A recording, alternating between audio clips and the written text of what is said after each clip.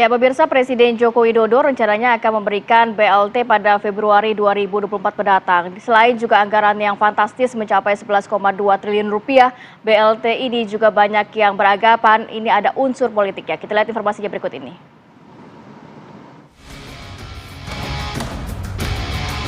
Presiden Joko Widodo membagikan 1.000 karung beras untuk warga di Pajangan, Bantul, Yogyakarta. Jokowi menyatakan setiap karung berisi 10 kg beras jenis premium yang merupakan beras pilihan. Pemberian 1.000 karung beras tersebut diawali dengan kedatangan Presiden Joko Widodo ke Gudang Bulog, Bantul, Yogyakarta. Di hadapan ribuan warga, Presiden Joko Widodo menyatakan bahwa pembagian beras dari pemerintah ini akan berlangsung mulai Januari, Februari, dan Maret. Kemudian nanti dilanjut April, Mei, serta Juni. Saya akan hitung-hitung lagi APBN kita, kalau memungkinkan akan beras yang Bapak Ibu terima itu bukan beras medium tapi premium yang coba di rumah untuk dimasak, coba di berasnya memang beras yang diberikan beras pilihan semuanya. Tidak hanya bantuan sosial berupa beras 10 kg, pemerintah juga akan menggelontorkan bantuan langsung tunai atau BLT sebesar Rp200.000 per bulan dari Januari hingga Maret 2024. Yang menarik, BLT tersebut akan diberikan sekaligus pada bulan Februari 2024. Kebijakan pemerintah Jokowi ini pun menimbulkan banyak tanya. Selain anggarannya yang fantastis, yaitu mencapai 11,2 triliun rupiah, penggelontoran BLT yang dirapel di bulan Februari ini bak beriringan dengan masa pencoblosan Pilpres 2024. Tim TV One mengabarkan.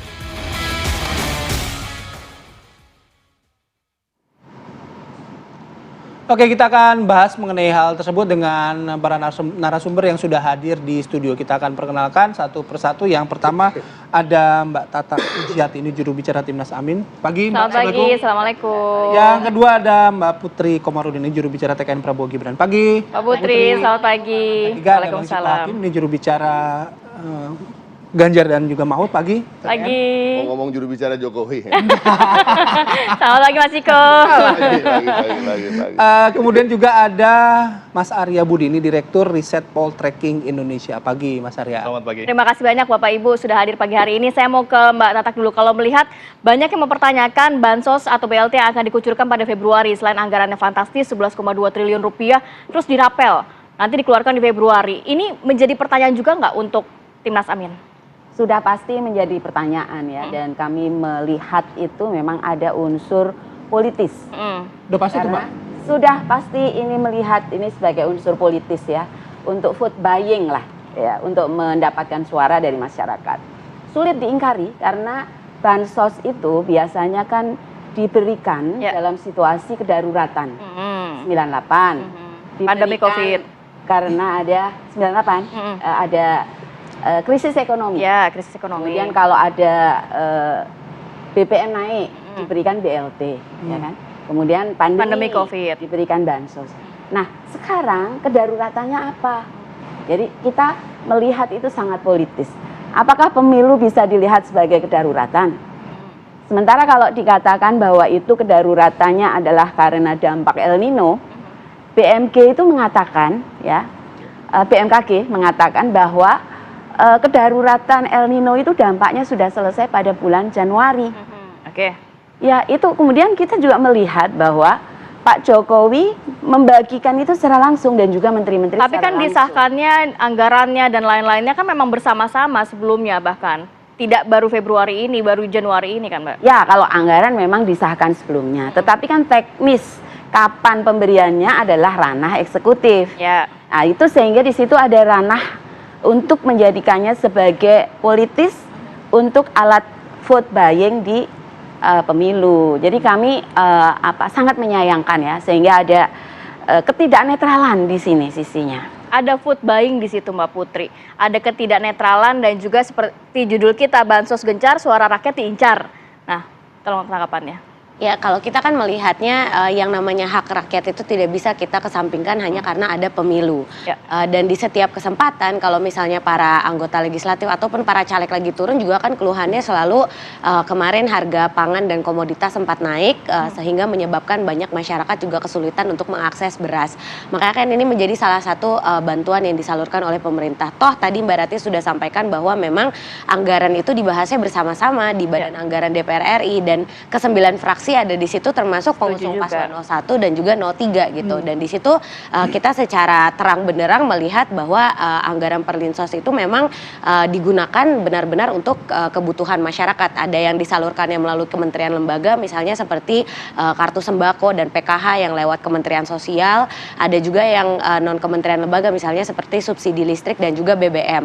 Tapi kan keduanya ini dijalankan secara seimbang dan kalau kita lihat kemarin pada saat pandemi Covid, recovery-nya itu lumayan cepat ya karena juga kita mempunyai perlindungan sosial yang sangat komprehensif yang secara masif disalurkan oleh pemerintah dari tahun 2020 sampai 2022. Kalau kita lihat indeks masyarakat kelompok miskin kita dari tahun 2022 sampai 2022 sampai 2023 itu akhirnya bisa menurun karena ya perlindungan sosial kita efektif dari 9, sekian jadi turun 0,3%. Jadi ini sebenarnya salah satu justifikasi kenapa kita harus terus meningkatkan perlindungan sosial kita dan yang paling penting juga sebenarnya bagaimana ini bisa benar-benar sampai ke tangan masyarakat yang membutuhkan. Kalau kita ke lapangan keluhannya adalah selalu banyak masyarakat yang merasa berhak. Jadi saat ini dari dirasa kelompok, sudah urgent sekali Mbak untuk harus pemberian bansos di Februari. Dan permasalahan paling utamanya sebenarnya juga adalah banyak masyarakat yang sebenarnya dari kelompok golongan tidak mampu tapi tidak terdata dengan baik di DTKS kita, data terpadu kesejahteraan sosial. Data itu dari Kemensos juga kan? Dan itu datanya dari Kementerian Sosial. Tapi kenapa saat pembagiannya tadi dikatakan eksekutif, tapi Kementerian Sosialnya juga tidak ada di situ pembagiannya? Pemerintah ini kan sekarang lagi menyusun Inpres, di mana kemarin Badan Pusat Statistik itu melakukan yang namanya registrasi sosial ekonomi, di mana mereka mau menyelesaikan masalah terkait dengan data-data yang masih bermasalah ini, data penyaluran bantuan sosial. Jadi kalau kemarin teman-teman yang didatangi oleh petugas sensus itu sampai di data toiletnya ada toilet jongkok duduk, ada AC atau kipas angin di situ sehingga benar-benar bisa menilik masyarakat tersebut dari kalangan yang mana gitu, yang selama ini tidak terefleksikan dengan baik di DTKS. Jadi ya tentu harapannya ini bisa memperbaiki masalah penyaluran bantuan sosial kita. Justifikasinya sudah ada sebelum Bang Ciko. Mbak Tata tadi bilang vote buying ya? Ya. Buat vote buying? Ya. Buat keuntungan? Buat keuntungan anaknya presiden tentu saja. Bang Ciko gimana? Saya setuju sama Mbak Tata, ya kan? Saya juga sebenarnya setuju sama Putri, cuma Putri ini kan menciptakan alasan-alasan yang sebenarnya normatif gitu. Tapi intinya itu bukan itu jawabannya sebenarnya. Kita semua udah tahu jawabannya, bahwa kenapa pembagian bansos ini dirapel. Ini tahun politik, ini bulan-bulan politik, ini tanggal politik ini 14 Februari. Ya kan, udah pasti ini ada maksud tujuan ke situ. Sementara pembagian bansos itu secara global, secara general, tujuannya adalah untuk menghilangkan kemiskinan ekstrim secara bertahap di Indonesia. Itu yang paling utama. Tujuannya ya. Kemiskinan ekstrim itu apa sih? Orang-orang yang difabel, ya disabilitas, orang-orang yang memang sudah tidak mampu lagi bekerja, lansia dan lain-lain. Dan ini bukan sasaran-sasaran yang dituju saya lihat selama pembagian bansos yang sekarang ini beberapa bulan terakhir. Yang disasar lebih ke? Lebih ke kantong-kantong suara di mana ada kekurangan suara di situ ya kan, ada persaingan suara di situ. Saya kasih contoh aja. Ini kan di Jawa Tengah seru banget pembagian bansosnya. Sementara saya mengasih contoh diri saya sendiri ya. Jadi saya nggak hoax dan lain-lain. ART saya di rumah 2 dari Lampung, 1 dari Kabupaten Bandung, di mana suaranya Prabowo Gibran udah lumayan lah di situ ya. Mereka nggak dapet tuh di kampungnya tuh, ya kan? Komplain ya. Nah, ini hal-hal seperti ini artinya masih belum merata ya kan? Kita tahu belum merata, belum tersasar betul. Dan kita tahu bahwa tadi disampaikan oleh Mbak Tata tadi, El Nino ini dampaknya sudah Januari ini selesai, ya kan? Terus curah hujan sekarang juga sudah membaik gitu. Kita sendiri merasakan ya kan, sampai datang ke sini aja macet saya terlambat tadi.